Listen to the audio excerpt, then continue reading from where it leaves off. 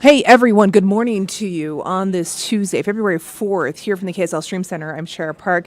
Hey, we are going to do a little bit of a behind the stories today feature when we're going to talk about our KSL Investigates and what they've been doing. And last night, Courtney Johns had a story that caught my attention for a couple of reasons. One, I initially covered this case. This is the case involving the death of K-9 Officer Loki in 2023. This was a K-9 out at the Utah State Prison that died in a hot car. And almost immediately after that happened, Courtney, she reached out right away and was on this story because there were a lot of questions as to how this could happen to a K-9 officer here in Utah. And so Courtney's been digging into this. She's joining us here in the KSL Stream Center. And you had a piece last night at 10 that really dived into what is happening here in Utah with K-9 officer safety, policy, all the things, Courtney. So set us up here, if you would, for just a second. How you decided to go about looking into this story, why this story was important to you. There's so many reasons why it was important to us. And I think one of the biggest things that, as you may remember, when they held the press conference, there were so many unanswered questions. We just knew that a dog had died. We had a pretty good idea of what happened, but we had no actual answers on what had actually happened other than that a dog had died in a car, and it was in the mid-90s that day. It was really hot, remember? Yeah, I want to say it was upwards of like 97 or somewhere up there. It was a high of 97 degrees that day. It was extremely hot out, and for months, we're talking over a year, I was filing records requests, and every month they told us that that it was a pending an investigation, so they could not release anything, so they denied the records request.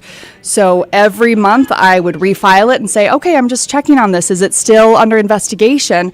Because there were questions right that needed to be answered. Yes. We spend a lot of money in the state of Utah, across the country, when we have these police canines come to a department. A lot of training goes into them. A lot of money to build them up to make them effective police dogs, and there are questions when one dies. Right, because whether you're an animal lover, which I have a dog, I love animals, but whether you're an animal lover or just a taxpayer, look. Replacing that dog alone cost over $50,000 in taxpayer money. That officer was on paid leave. That cost a lot of money as well. There was an investigation. And then the vehicle, the amount of vehicles that they decided to purchase after this because of what they found in that investigation cost almost $1 million. And that's what we found in our latest story. Okay. So we can take a look at that. Yeah, let's take a look. This is the story that aired last night at 10, part of the KSL Investigates. Courtney Johns here, looking into the death of K-9 officer Loki, getting answers, finding out how protected are these dogs in our community. Take a look. He's very good at having that on and off switch. Max. Yes. Between work mode and play mode. Meet Max. The name just fits. Oh boy. He's a 3-year-old Malinois Shepherd mix who has spent the last year working with Agent Roscoe Dixon with the Utah Department of Corrections. I don't know how to explain it, but the bond I have with him is like none other. Part of that bond is having each other's backs. I'll pop that door right here. Before Max even makes it into the car. Making sure that the heat alarm works. This is their heat alert system. Going to here. It works by setting an internal temperature that will set off an alert. Every vehicle that we have is set at 87 degrees. When the inside temperature hits 87, it triggers the windows, fans, pager, There's that chirp. and alarm. Every dog, every handler will have their own vehicle set up exactly like you saw today. Mike Schoenfeld is the Law Enforcement Bureau Chief for the Department of Corrections.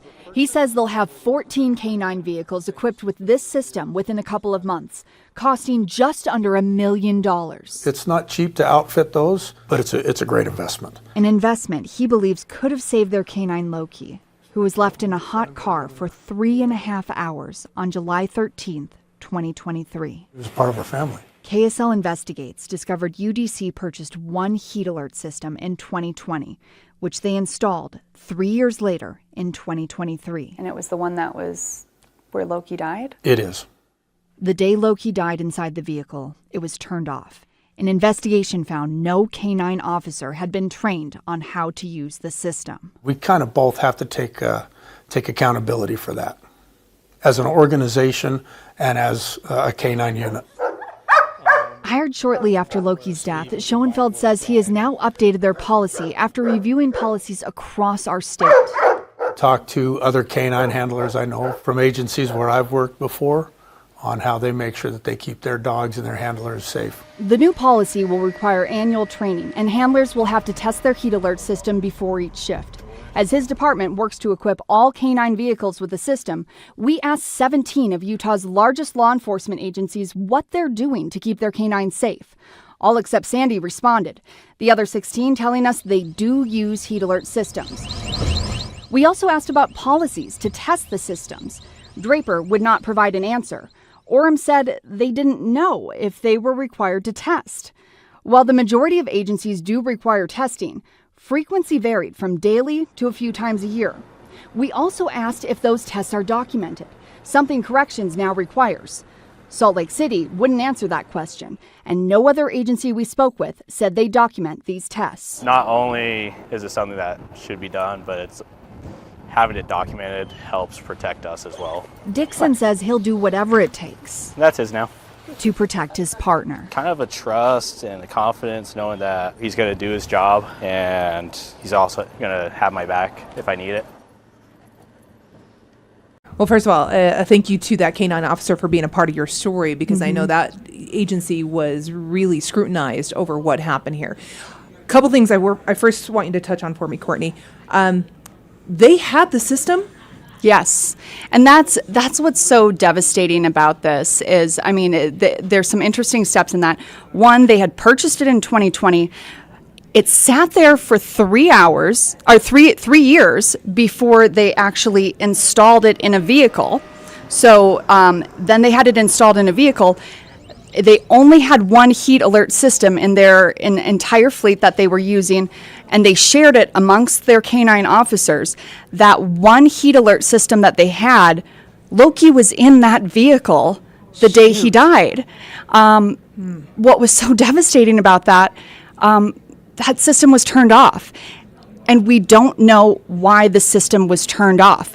Other than you did find the officers weren't trained to use it. Not one canine officer, and I think that is That's a big concerning. That's a big part of why the DA said, I really can't prosecute on this, and that the canine officer, he believed, did not realize that he had left the dog in the vehicle, but he did highlight, this is partially on UDC for not providing training on this life-saving equipment. And that it was turned off. Officers didn't know how to use it, and arguably this equipment is for canine officers. Well, the other thing that stood out to me too, Courtney, from your investigation is the fact that there really isn't a statewide policy, right? Right. Agencies, you said certain agencies even wouldn't respond to certain questions. Certain agencies didn't know what they were required to really do in terms of safety measures. That was a blaring alarm to me that somebody needs to take control of that. And it was also surprising. I wonder, had this incident not had happened, if agencies would be more transparent on it. But it was like pulling teeth from certain agencies. Some refused to provide any information, and we had to go back and forth just to say, hey, we just need to know if you have this. And they were saying this is a safety issue for us. We're trying to protect our canines, and we said, hey, we're trying to protect them too. Right. That's why we're trying to figure out if you have this. A canine did die, and that's why we want to know what's going on. And so we were fortunate enough to get the basic information from most of these agencies, but it was really hard to find out this information from several of them.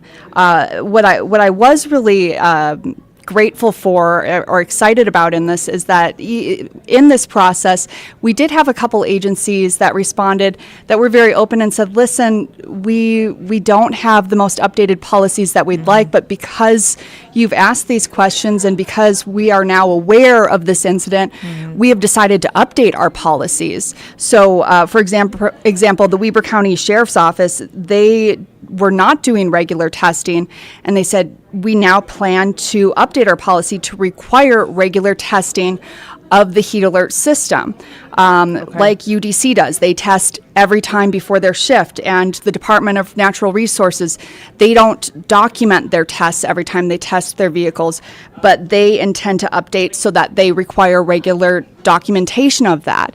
And that's a big part of what we wanted to do, is just to see what we're doing and how we can improve so something like this never happens again. Well, and that's the whole point of investigations like this. It's to bring it to light, to show where the flaws are and where we can improve. And I can't see this not accomplishing that when you really look at the scope of this and how different agencies are doing different things across the board. The bottom line is we have to protect these animals. Right. This is, as we mentioned again, a highly skilled, highly trained animal that is invested in, as a public taxpayer dollars go a lot of times towards the training, towards getting these animals, and they're a partner. I mean, when one of these animals dies, we have a funeral for them. Like this animal is a major important piece to these departments, and the work they do is important. So we've got to treat that as important, right? Right. We need to treat them with respect. I mean, when I talked to this officer,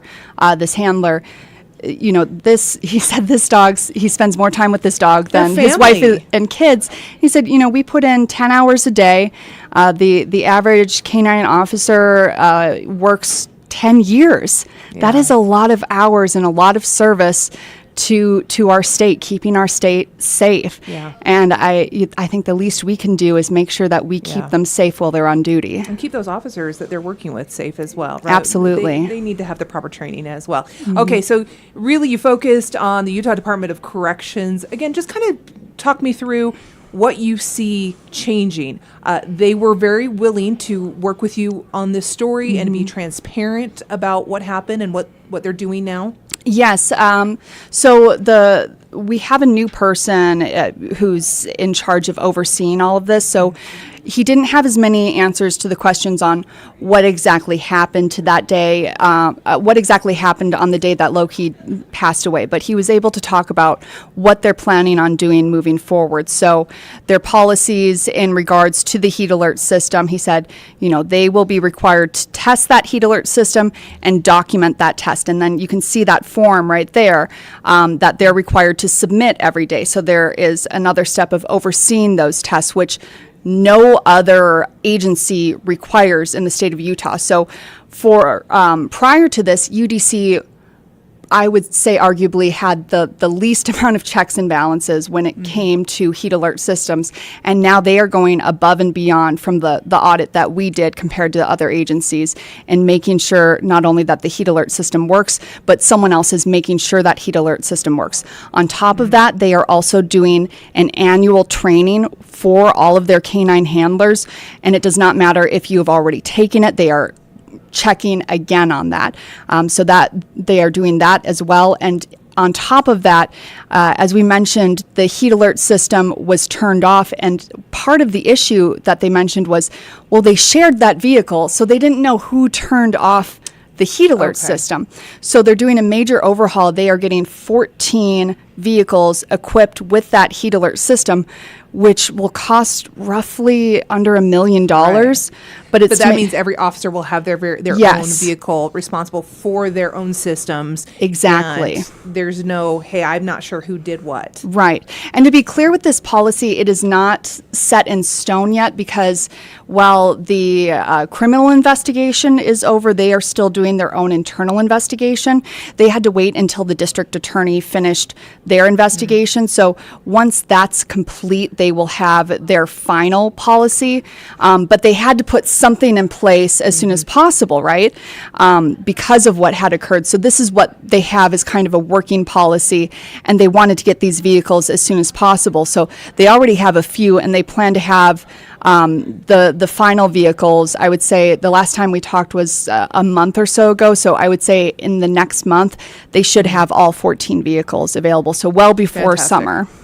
Fantastic. Keep those animals safe. Well, Courtney, I know this is one that you've been on top of for more than a year now. I mean, you think about this. This happened in the summer of 2023, and you have been digging and digging and digging, trying to get answers as to what is the policy, how do we know that these canine officers are safe, and you were able to finally get those answers. So well done on the Thank you. investigation. You can watch this story again in its entirety over on KSLTV.com and check out other stories by Courtney. Courtney, if folks have tips for you and they want to get a hold of you and share a story idea with you, tell them how they do that. Yeah, well, you can see down below, there's cjohns@ksl.com. You can also get a hold of me on all of my social media handles, which is Courtney Johns KSL TV. You can get a hold of me on all of those as well. We also have our Investigates tip line as well. Awesome. We will link Courtney on this post on Facebook and on YouTube, so you can get a hold of her quickly if you need to. If you have an idea for her that you'd like her to look into, I can tell you she is a dog with a bone. She will go until she gets answers, and she does. And in this case, you did. Courtney, thank you so much for sharing this with us. We appreciate it, and thanks for keeping our animals safe here in the state of Utah. Thanks, Shara.